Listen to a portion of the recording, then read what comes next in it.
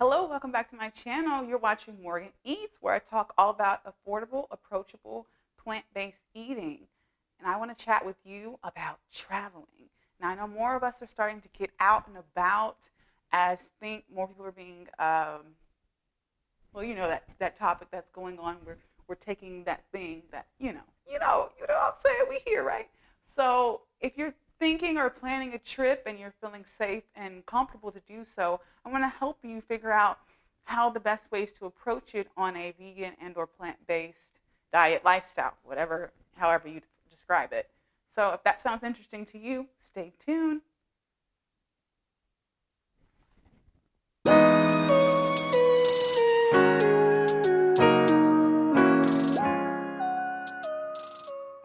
So perhaps you are taking a trip soon and you are just like, okay, what am I supposed to do? Maybe you're newly vegan or embracing this lifestyle and you're kind of curious what to do. So we're kind of in the same boat. I've been plant-based for about 3 years now, and I recently took a trip to Houston.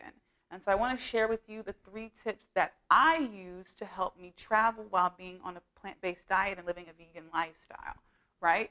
So firstly, I just want to specify that I'm only going to be talking about food in this video, as I will advise you to make sure that you bring toiletries that are going to match your ethical needs, meaning that they will be vegan, like your shampoo, conditioner, that kind of stuff, and your body wash and all that good stuff. That will, because you don't want to rely on the hotel to have those items for you. So you'll definitely want to have that planned ahead. But specifically, we're just going to talk about food, and how to eat while you're traveling. So just want to clear that up. All right. So I have 3 tips for you. The first tip is going to be really consider your hotel or your accommodations, right? Personally, I always go for an Airbnb. It's easier for me and my husband that way because, number one, I find it to be a little bit cheaper. I also find it to be a little bit cleaner. I also find it to be a little less people considering what we have going on right now. I enjoy that there's less people.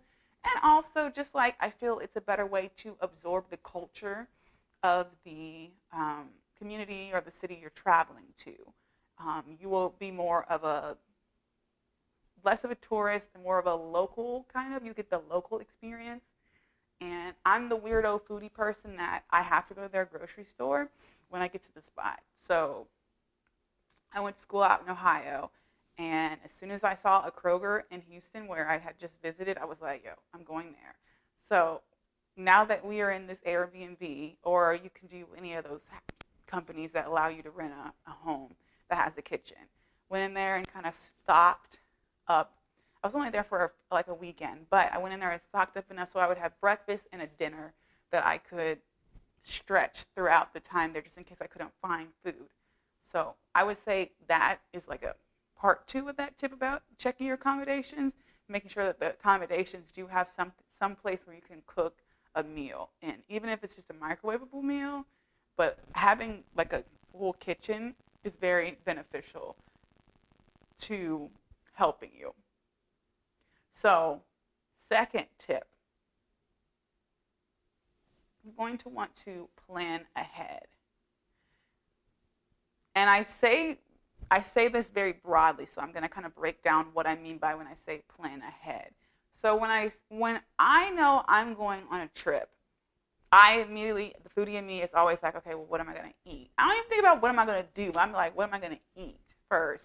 And I think being plant-based, that's like also top of mind because you're like, okay, I want to make sure I have what I need. So I've been using the Google Maps to really just plop down every spot that I'm interested in on Google Maps. And then I'll be able to see all the places that I would like to go, put my Airbnb there so I can see how far out stuff is, and then I'll kind of narrow down where I want to land on. And so when you're trying to find what are, vegan-friendly food places, you can do your Google Schmoogle, of course. You can also use blogs to help you find other recommendations, but be mindful that some of them may have closed due to the current situation we're facing. you can also use social media. I like to use Instagram and just like type in the city, like in this case it was Houston vegans. I just used that hashtag and I just kind of found some places doing that as well.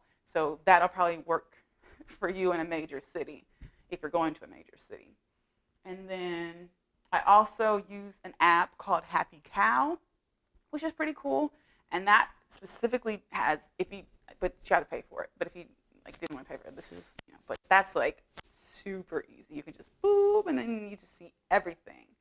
And so you have to do a little research there. But planning ahead, figuring out where are the places that are vegan friendly, that's really beneficial. And then also you kind of planned out your trip a little bit. Now, if you're the type of person that's just like, oh, I'll just get there and figure it out, we are not the same. But kudos for you, because I need to know what I'm doing, okay? And so that's just not my ministry, but kudos to you if you can do that. It's just promo free. So you've planned ahead. You've made sure your stay is in a place that has a kitchen and they are accommodating you with your dietary and or ethical needs. And lastly, pack snacks. I always like to pack something for breakfast, even if it's just oatmeal, so that I make sure that I have something to eat. Or it can be protein bars or, like just breakfast bars or whatever the case may be.